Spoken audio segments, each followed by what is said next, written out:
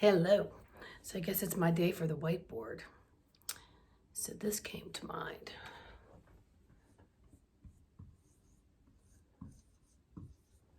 Focus.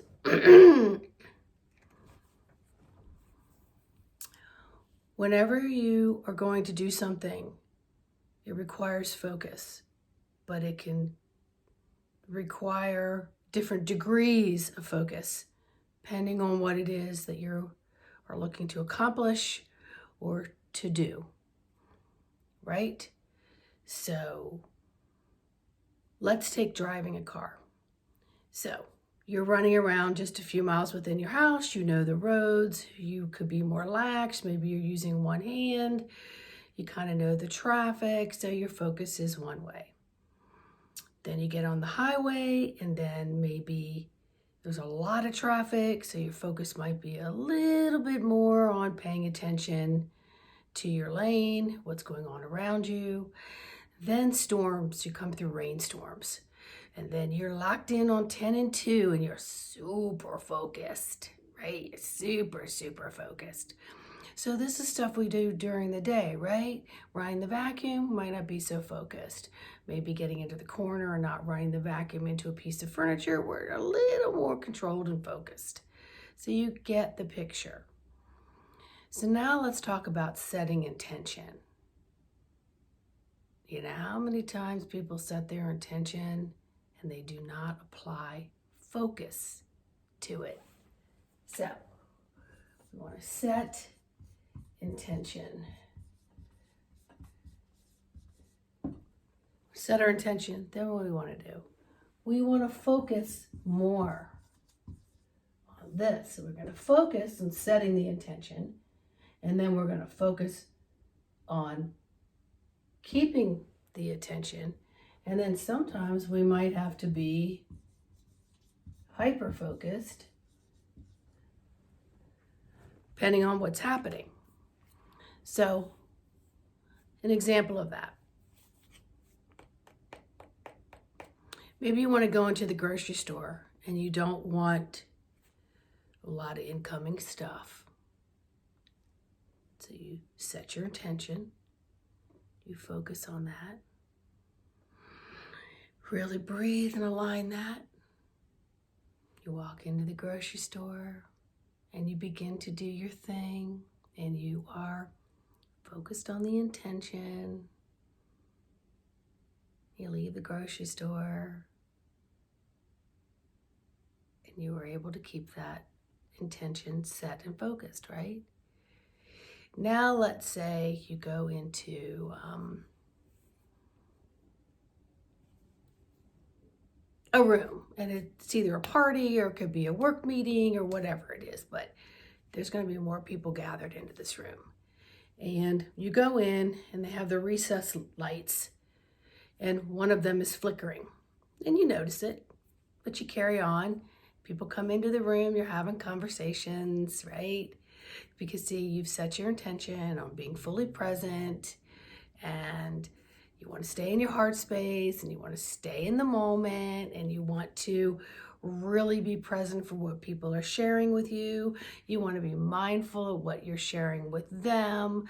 You want to stay in a neutral place. There's not a lot of judgment, not a lot of opinions. How many a-holes are in that room? Anyway, back to this. Okay. So you've already got your intention, you're in this room, the light's flickering, and you're just still carrying on your conversations and stuff. Next thing you know, a light over there is flickering, and you're thinking, gosh, I guess these light bulbs need to be changed, but it's flickering, right? And so you're carrying on these conversations, and you're being fully present, and that one's kind of bothering you a little bit, so you move over here. Next thing you know, another light's kind of flickering, and so you kind of have the strobe flickering going on. And so now you're starting to lose focus on the intention that you set so that you can be fully present to interactions with other people, energetically, physically, mentally, heart space, whatever's happening. Perhaps maybe you even need to eat during this time. So now you're eating, so you're multitasking along with the intention that you set. You're still trying to focus, and then flickering is occurring.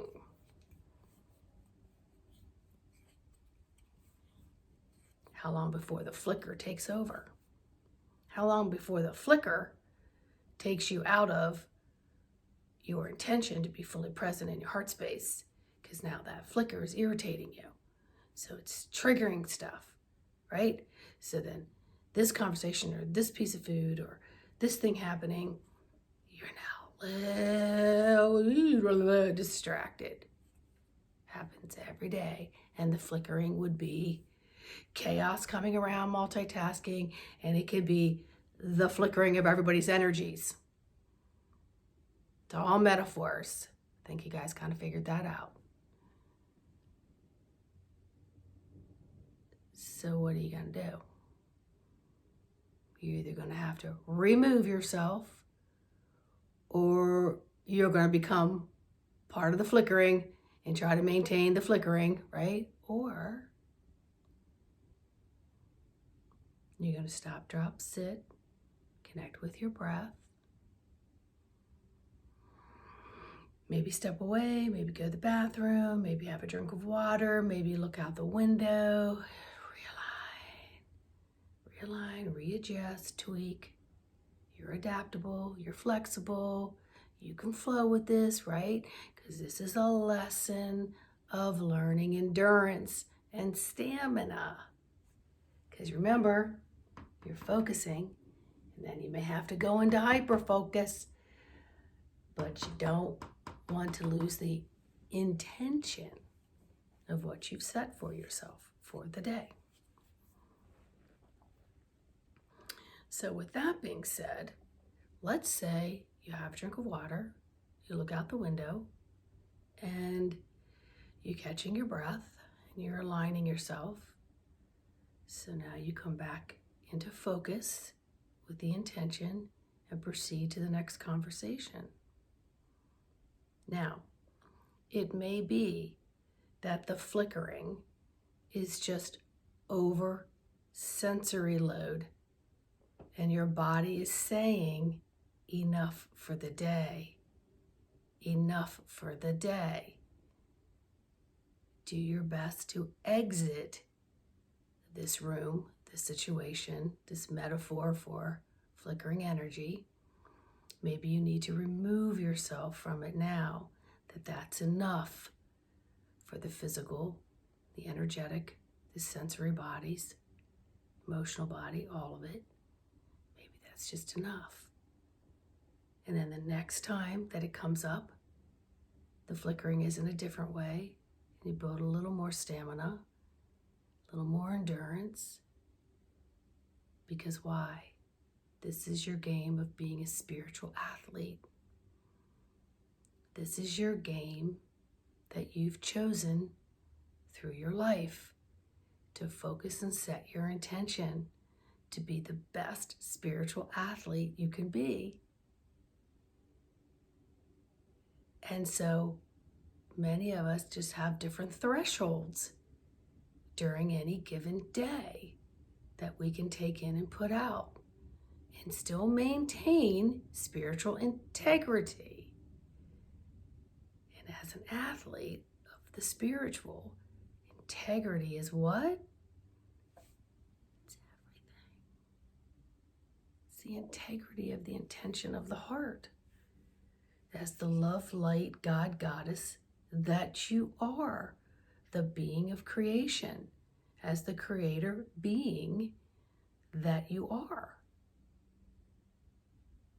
And so when you've let go of so many things and distractions and belief systems, and you're really getting to know the soul self of you, that beautiful being,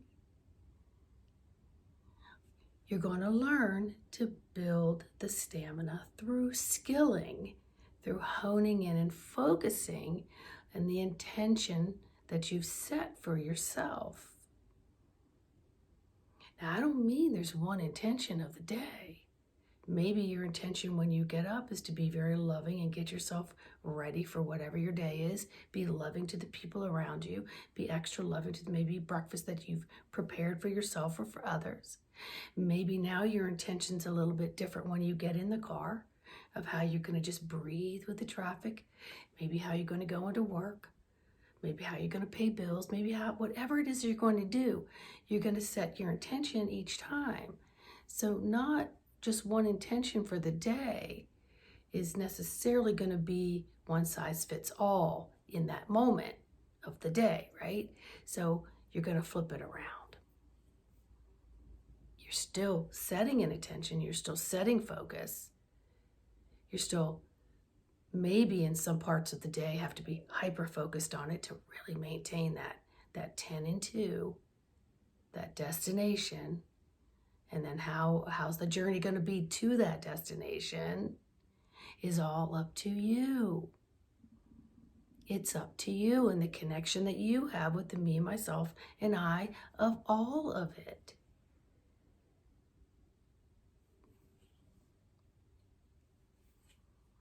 So set the intention of the heart. Get all your dials on your little operating board for the day set. Tweak them as you go through the day. And at the end of the day, maybe take a look and say, how do I feel? How do I feel? Were there parts of the day I could have been a little more present or a little more focused? Maybe I should have tweaked that intention when I went over to there. Okay, well, tomorrow I'll try that. But thank you for all the loving lessons today. Damn. I'm good. I'm really good. And it might be like, okay, I'm good. I'm really good, but I would change some things. So none of this, I screwed up, I failed, I lost the sight of my intention. Erase that board. Erase that board, reset it, refocus. Get in there. Get in there. This is not a competition. And if that thrives you to run on that adrenals, then you need to rethink your heart center. And if you've learned that things have to be a competition, even if it has to be a competition with yourself, get back in that heart center.